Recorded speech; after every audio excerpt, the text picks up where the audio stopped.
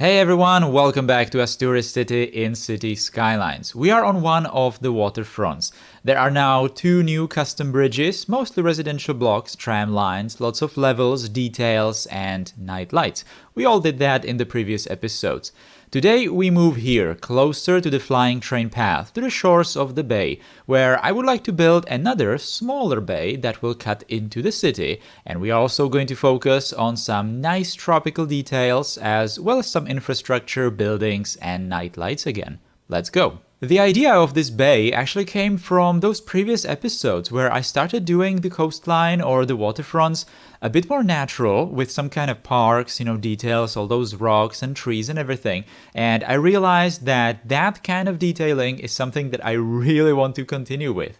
And I wouldn't exactly be able to do that if I only kept the shoreline or the coastline completely straight with some kind of infrastructure or something like that, right? So I needed some kind of excuse to create maybe like even beaches or some kind of just rock formations that are not really going to have any buildings or infrastructure. They are just going to be, just like that, some kind of nature in the middle of the city, right? So at first, the idea for Asturis' coastline was to have some kind of a huge boulevard, maybe with some kind of like a big road for cars as well, for trams, of course, maybe on different levels, but like a huge infrastructure for pedestrians right on the shores, and overall have it a bit more technical. But those couple of episodes back where we did that first custom bridge, that's exactly where I decided and where I explained that that's how I don't want it to be. So I turned that main avenue away from the waterfront and into the city, more into the city, so that it would eventually reach some kind of a intersection or some kind of a plaza.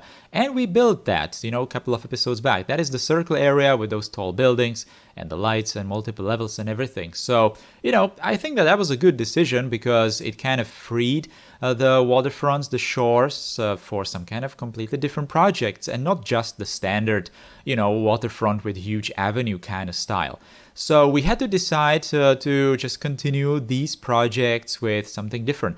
Because, at the same time, I just don't want to build more of the same. So I don't want to continue with this quay, with this stone path for the pedestrians and the tram tracks. I just want to kind of spice it up, do something else. So now that I'm explaining it, this mini bay idea, this mini bay project is actually like the evolution, like natural evolution of this decision process. And it makes like a huge sense in this area. Alright, so this bay is also going to serve a couple more purposes. It's mostly going to be just looking nice, right? It's just going to be a decoration. But at the same time, it's going to allow me to use some different, unique buildings. Because I should also explain, well, I already explained that when we were building, for example, the train station, that there is supposed to be like a park going perpendicularly away from the train station towards the space elevator, towards the direction of the space elevator, right below that flying train path, so that when you are standing in the station or on the station, on the platforms, you are going to see the space elevator. There are not going to be any buildings obstructing the view. But such a park would be very boring because it would have to be really long and very like straight, not exactly interesting in any way, or at least like shape-wise, not exactly interesting. So this bay is basically going to go like halfway into this park area, planned park area, and it's just going to create something interesting in that open space. So not only is it going to provide that natural detailing, but it's also going to just be incorporated in some kind of a park extension that we are eventually going to construct here. So this bay just makes absolutely perfect sense. And right now that I'm continuing obviously with more and more projects when I'm making this commentary, I could not imagine the city without this mini bay. It's also going to have some kind of a marina later, some kind of ferry stations, ferry stops, terminals, and lots of lights around it, nice fancy buildings. So it's going to be like a focal point of the city. I was thinking that it's going to be the train station, it's going to be that plaza area, but it's actually going to be this bay. At least I feel like it right now at this stage of the series. But anyway, enough of that. Let's focus more on what's actually happening in the time lapse. What am I building? All right, so we did first some kind of like an outline of that bay. Then I filled it with water, and the bay is actually kind of like artificially ended by that main avenue that is coming from that circle area, from the roundabout in the circle. So eventually, maybe I kind of did like a compromise because there is gonna be this main road on the shores basically, but it's going to be the shores of the mini bay. It's not going to be the shores of the main coastline, right? But there is going to be such road. I decided to put that road underground, though, partially underground, because, well, to be honest, I just wanted to have an excuse to use that kind of style of like half tunnel or like an overhang over some kind of a road.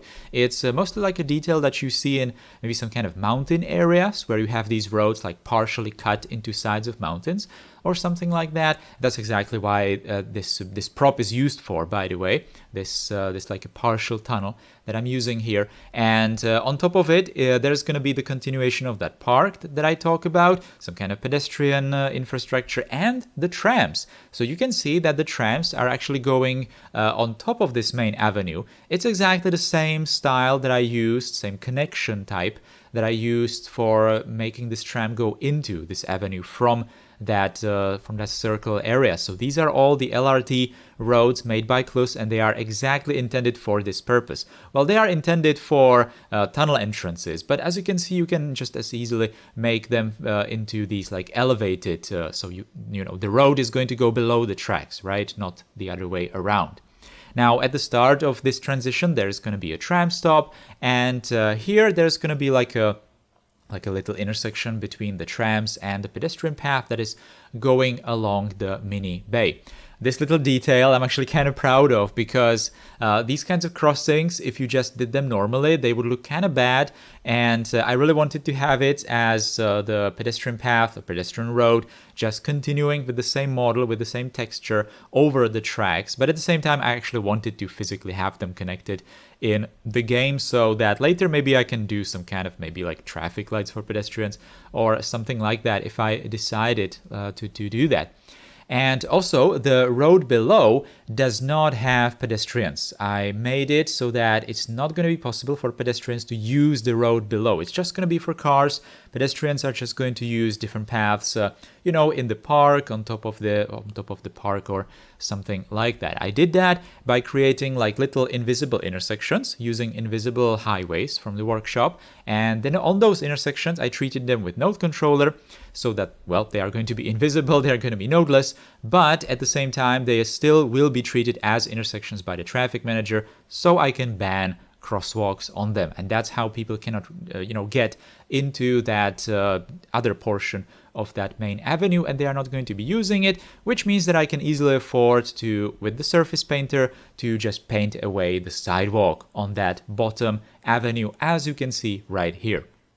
So that was just that little excursion up there into that portion of today's project, into those infrastructure, things.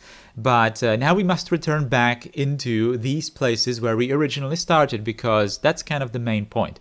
All of those other infrastructure pieces and like outlying areas of these places, they're going to be like partially finished, and this is actually going to be something that's going to be like a common theme for the coming projects as well. These areas are very complex, and they are never going to be finished on the edges, because it all just interconnects between different parts of the city. So I'm just kind of defining some infrastructure, thinking how it might be done in the future. I already have some plans in mind, for example, but lots of these outlying areas of these little projects that we do are not going to be like super detailed, super done, because maybe they're going to change as I progress with the city. But anyway, back to this place. This place is definitely going to get finished, because that's, like I said, the main point of today's area. So this is going to be a tram station right on the side of that mini bay.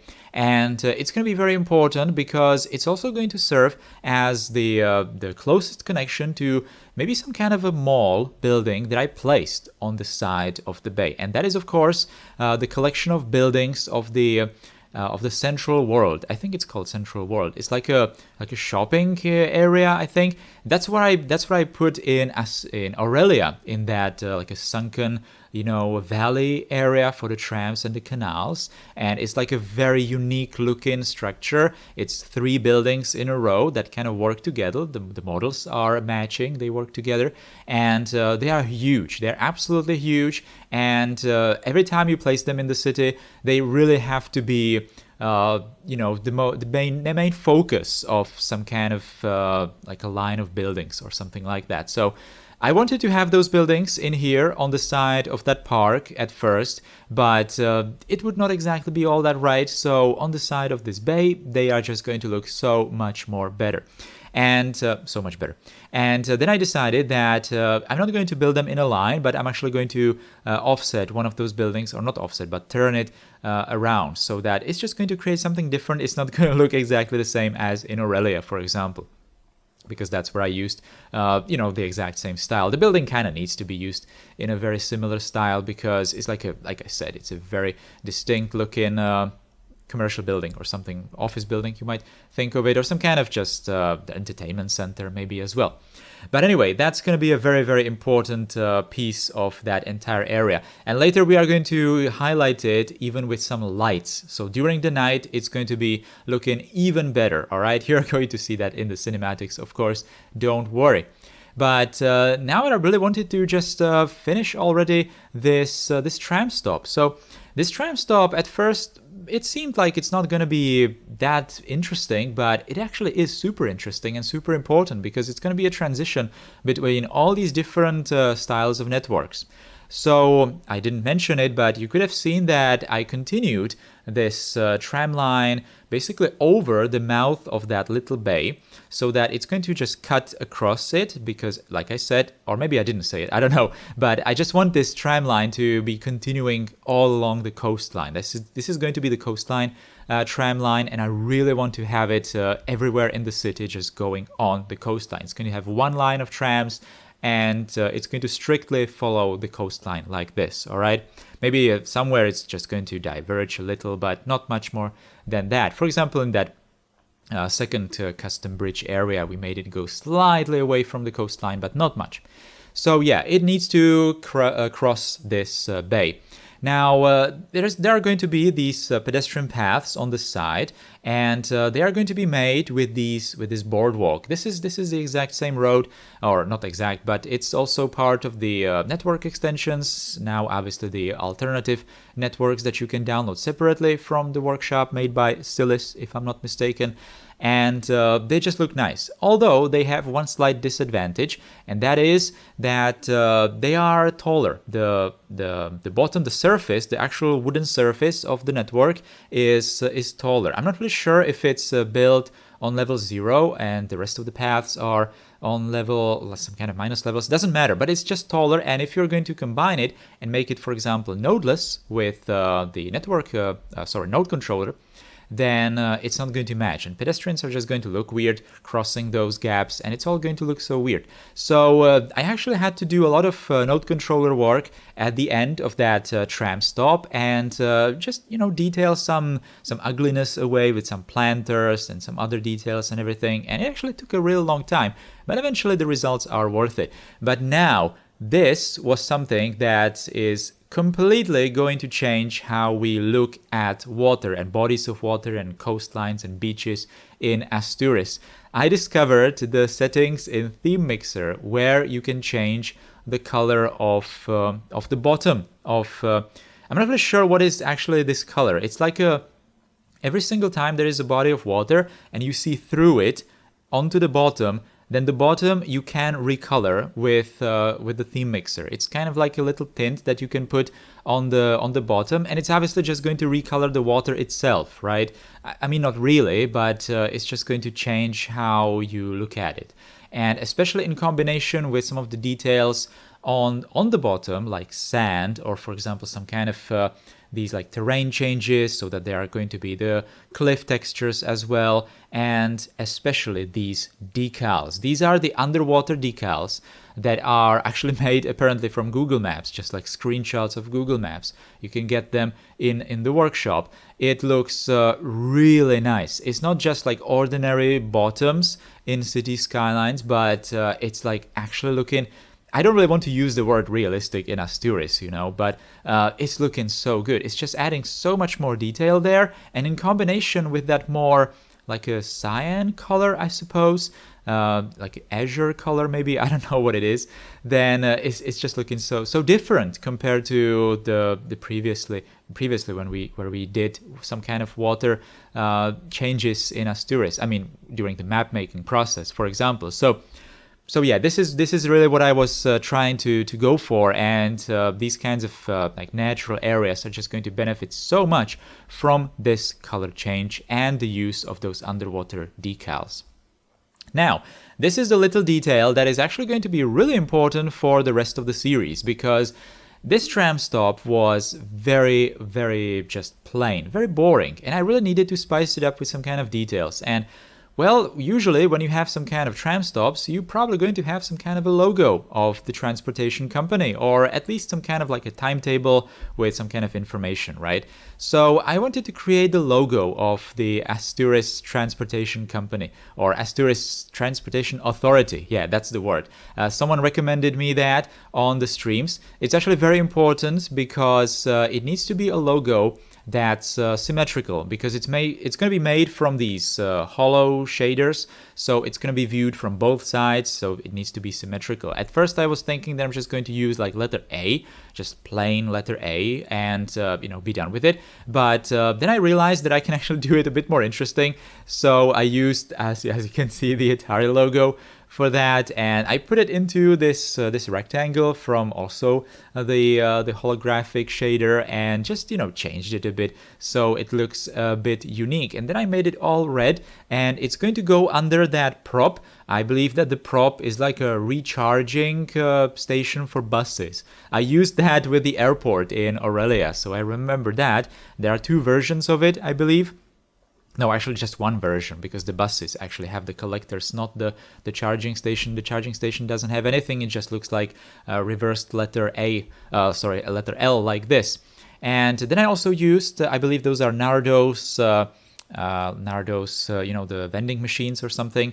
And I made it look into some kind of like a information board or something like that. It's yellow, it's a different color to all the red, so it's kind of like a nice contrast. And on the top of that, there is like a light shining down on top of that information board or something like that. So it's going to be like a set of these props and procedural objects that I'm just going to be copy pasting into the rest of Asturis, because it's supposed to look the same. It's supposed to look unified with these tram stops.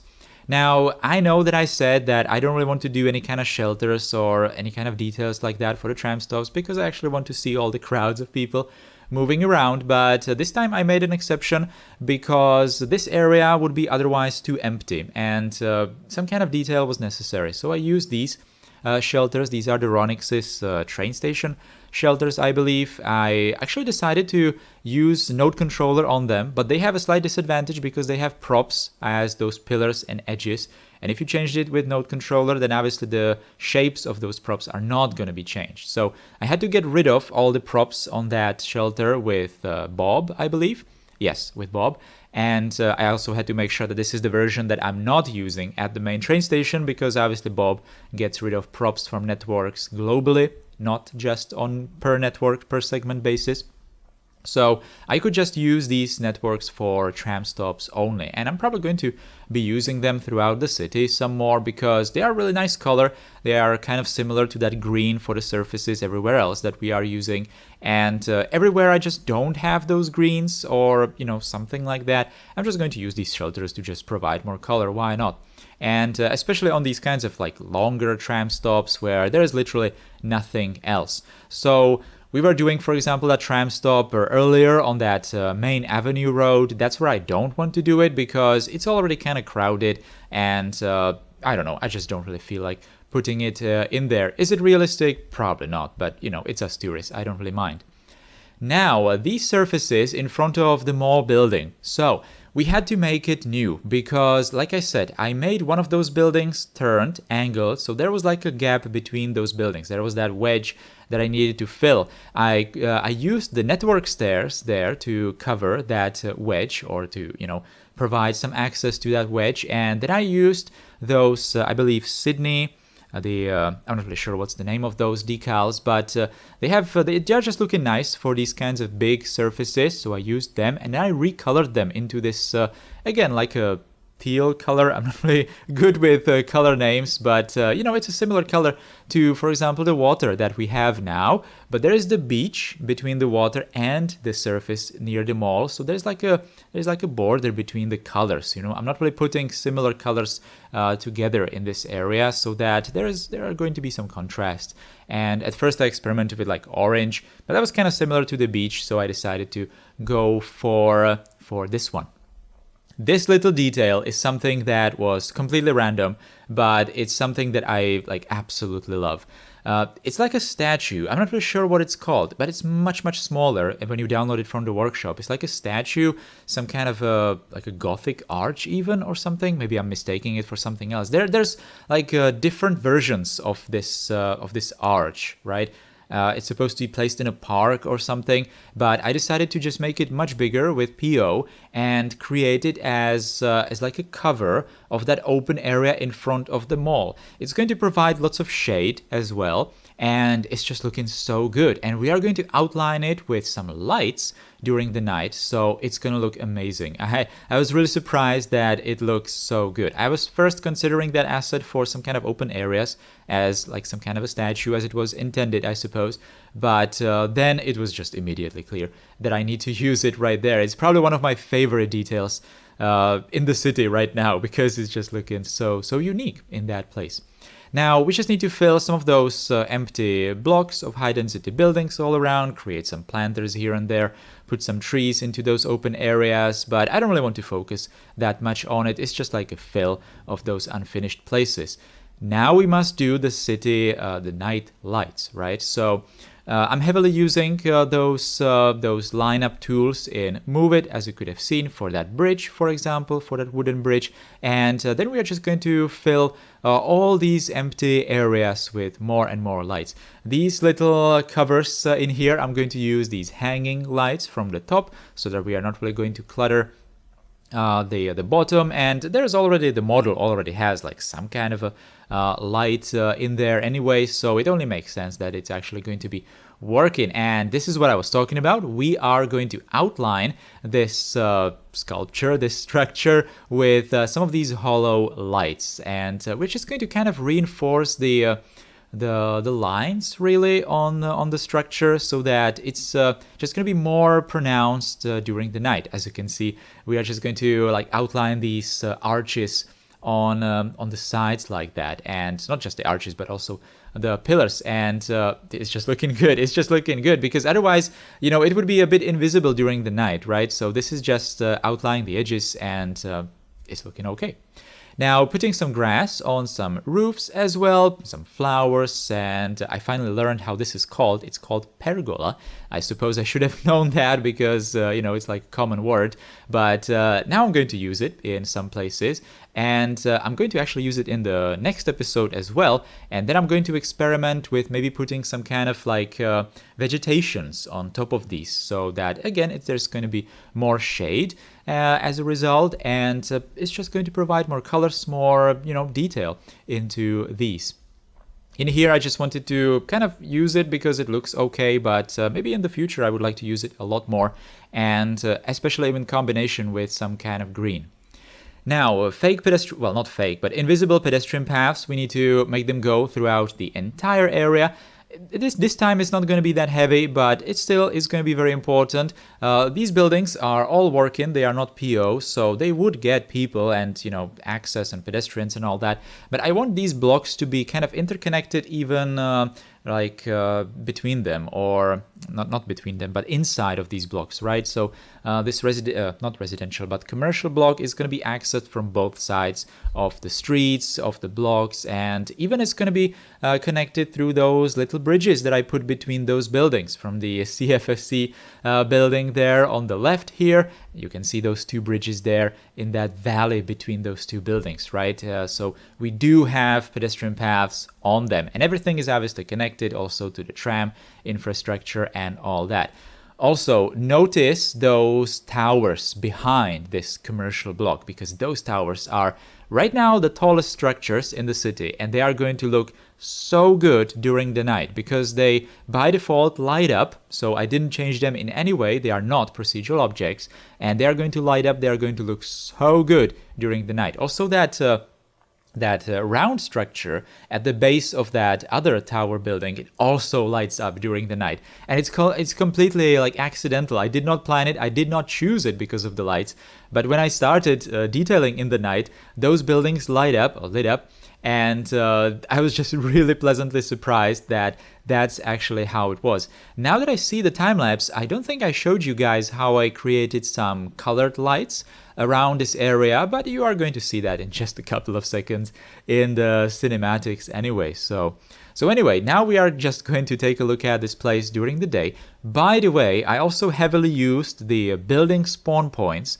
to change the spawn points for vehicles of all of these buildings, because otherwise they would have the spawn points in the front of them on this pedestrian road, but I made it go into some kind of a road that actually goes inside of the block. You could have seen me build it there. It's like a road that just goes into some kind of an arch in these buildings, but since the buildings are kind of merged together, it looks like the road is just going into some kind of underground parking maybe or something. So that's going to be a road that's going to be used for resupplying, because these buildings, like I said, are not procedural objects. They are actual commercial buildings in the game, and they need to get some resupplies. And it would be super weird looking if we had the trucks just going on those pedestrian paths in front of the building and just resupplying it from that side. So it would just look super bad, right? Anyway, this kind of shot is something that I really, really like, because we are finally at the stage of building Asturis where I can just do these kinds of like, you know, somewhat reasonably zoomed out shots, and we are going to see completed areas of the city. These are the city night lights that I talked about. There are a couple of hollow ads here and there that are only visible during the night. I made sure of that with procedural objects. And look at those colors. Look at those nice purple colors right in front of that shopping mall building. The shopping mall it's just lit up like naturally. As you can see, it has lots of those windows, highly illuminated, and in front of that there is that structure with all the outline and the purple colors, and the towers behind it with those pink and blue. Anyway, that is going to be all for today. Thank you for watching. If you liked the video, then you can do the usual to help the channel. So put a thumbs up below it, leave a comment, share it, subscribe to the channel if you are new here and want to see more. And if you like this a lot and you would like to directly support the channel, directly support what I'm doing here, you can become a channel member. Big thanks to all the channel members that we currently have. I really appreciate all your support. Thank you guys so much. All right, thank you for watching again. I will see you next time. Goodbye.